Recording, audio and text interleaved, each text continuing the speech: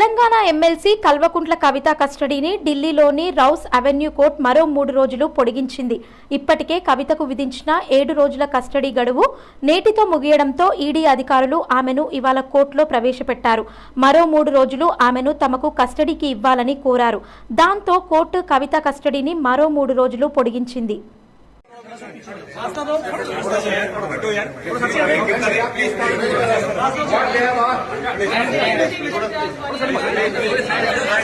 are going to fight it out. It is a political case. It is a fabricated case.